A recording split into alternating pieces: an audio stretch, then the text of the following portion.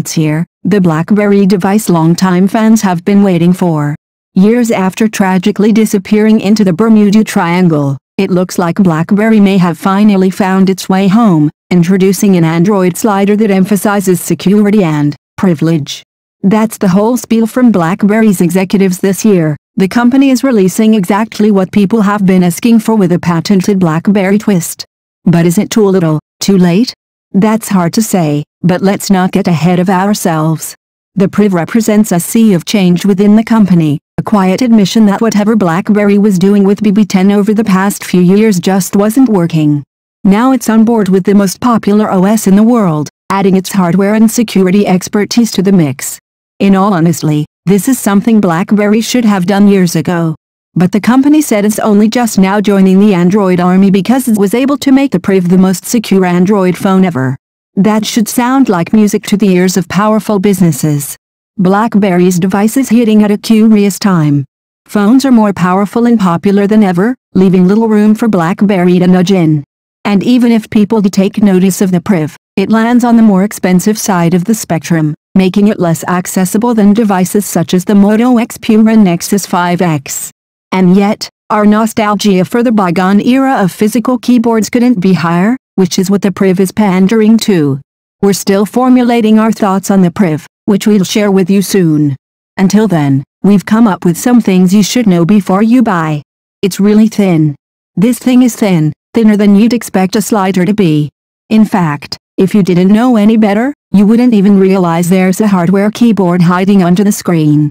At just 9.4 millimeters, it's much thinner than something like the Moto X Pure, yet it still manages to pack in a 3410 mAh battery, which is bigger than most high-end phones. It's astonishing BlackBerry was able to fit so much inside of such a small frame. Granted, it's not the thinnest device on the market, but I actually consider that to be a good thing. There comes a point when a phone can be too thin, sacrificing specs for the sake of design. The Priv, however, strikes a beautiful balance, utilizing high-end specs inside of terrific hardware. BlackBerry has always been known for its solid designs, and the Priv is among the company's best ever. It's near stock Android. You're getting near stock Android with some smart tweaks, and it's supposed to be much more secure than other Android phones. Rather than slathering Android in an unrecognizable skin, BlackBerry has mostly left the design untouched in favor of improving the experience. As such, taking a layered approach allows the OS to be lightweight, and give BlackBerry the flexibility to introduce timely updates. The Priv won't be the first to get marshmallow, but it shouldn't be long until an update hits. The keyboard is useful, but not for the reason you think. Typing on the touchscreen just isn't the same, or at least that's what a lot of old BlackBerry users will tell you. That's what makes the Priv so exciting. There's an on-screen keyboard if you want it, or you can slide out the hardware keyboard hiding under the screen. And while the physical keyboard is useful, it's not for the reason you think. Similar to older BlackBerry devices, the keyboard doubles as a touchpad, allowing you to pinpoint exactly where you want the on-screen cursor to land. This comes in handy when you want to highlight text or just go back in a long document.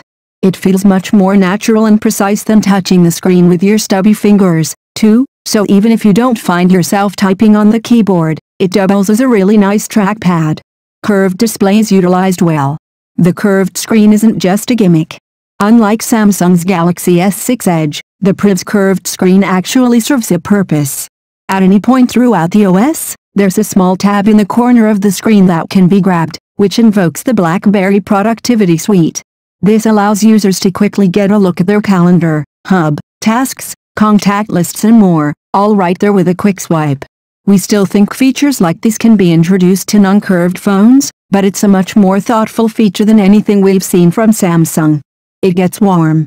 Even though the Priv uses a Snapdragon 808, the device gets warm with heavier use. Granted, we've only been using the device for the past few days, but it has been something that stuck out. Compared to some of today's more popular flagships, and even devices running the Snapdragon 810, the Priv gets heated quicker, and even under less strenuous use. It's by no means a deal breaker, but it's certainly worth noting after all of the Snapdragon 810 hoopla from earlier in the year. Wrap up. This is one of the more difficult phones to review. For the most part we knew what to expect, And it's not all that different from a lot of today's top Android phones. But there are a lot of small touches here that make BlackBerry's first Android phone different, things both good and bad. Check out the video above to hear some early thoughts on the experience, and stay tuned for a full review.